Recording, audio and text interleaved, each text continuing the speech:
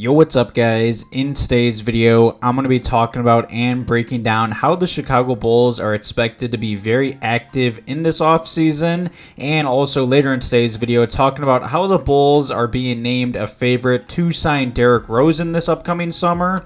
But before I jump into today's video, make sure you guys are subscribed to the channel. Also leave a quick like below today's video. It takes a second and helps me out a lot. And leave some comments and questions below today's video about the topics and articles I'm about to jump into.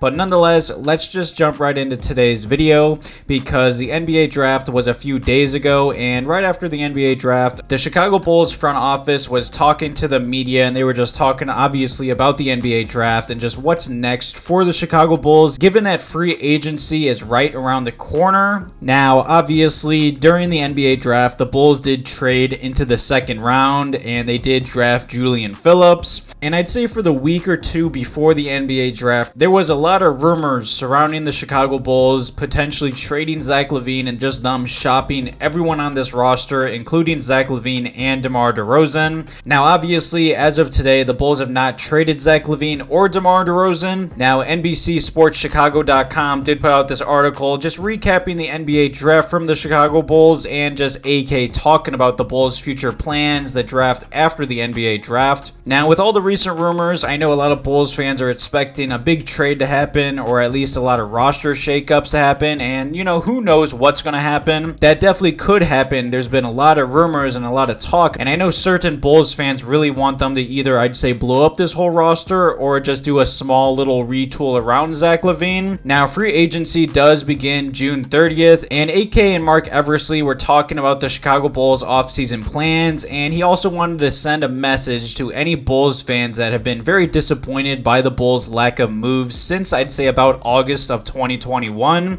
And AK did say very confidently they will have to wait until free agency to see what we look like after that. Now, I do like his confidence, but at the end of the day, this team this past season was a big disappointment. With everyone healthy, playing pretty good. I mean, if you look at the numbers of the Bulls' big three of Vooch, DeMar, and Zach, they all put up really good numbers. The Bulls finished the NBA season with a top 5 defense. Who would have thought that would have happened?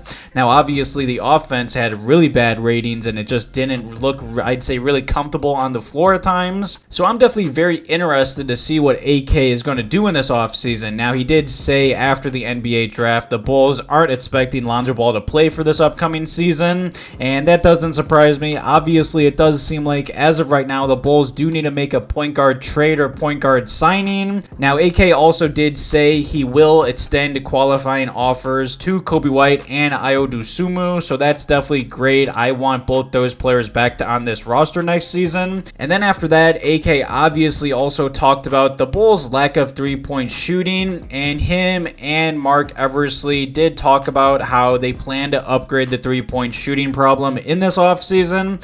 Now, I know Casey Johnson has said many times that this Bulls team obviously never wants to go over the tax, and AK has said in many press conferences that he wants to bring back pretty much all the main pieces or free agents like Coby White, like Ayo, and like Vooch. Now, say the Bulls do that, they're going to be right there up against the tax line, or maybe even over it depending on the contracts. So I really don't know how the Bulls are going to upgrade this roster unless they make a big trade, say like trading Zach LaVine, signing trade with Vooch, or trading DeMar DeRozan, unless they do decide to go over the tax. Now, there are some good three-point free agents on the market. I mean, Matt Strus is a free agent. I definitely see him out of the Bulls price range. Jordan Clarkson, Javon Carter, Seth Curry's a free agent, and Torrey Craig, Alec Burks. There's definitely some shooters out there. I don't know their price tag, and I am expecting them to at least target a few of those names I just listed. Now, before I continue into these articles in this video, leave your thoughts and opinions below today's video about AK's comments on this upcoming offseason and what free agents you guys want the Bulls to target. And to finish this whole press conference, AK did say, we have a lot of work to do.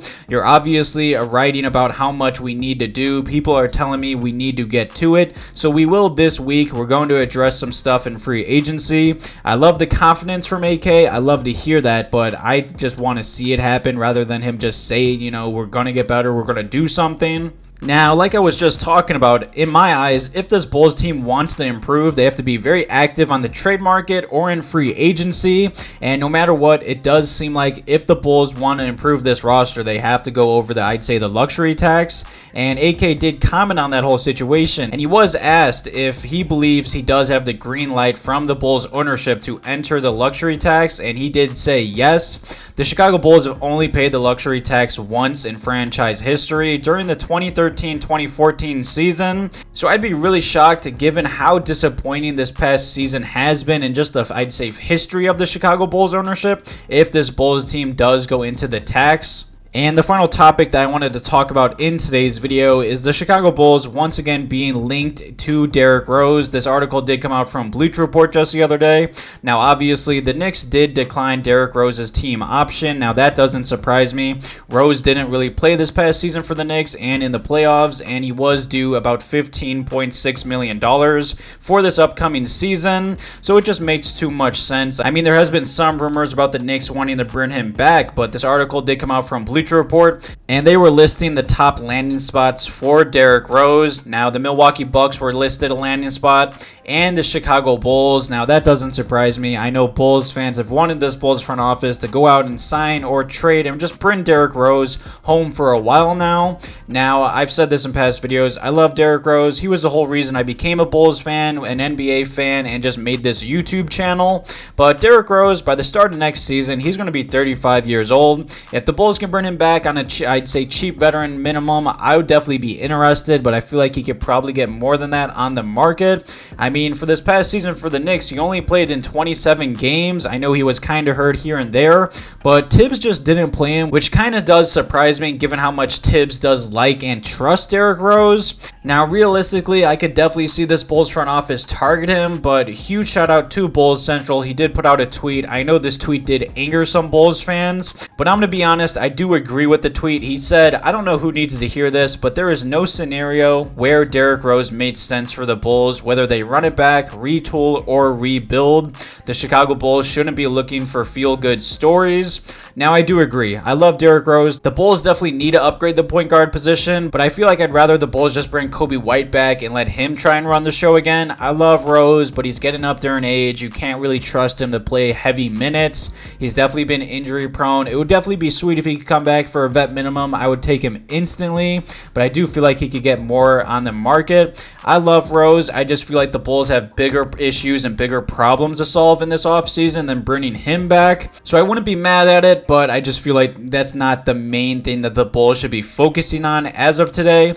Definitely leave some comments and questions below today's video about all the topics and articles I did talk about and break down. Thank you guys for watching today's video. Have a good one.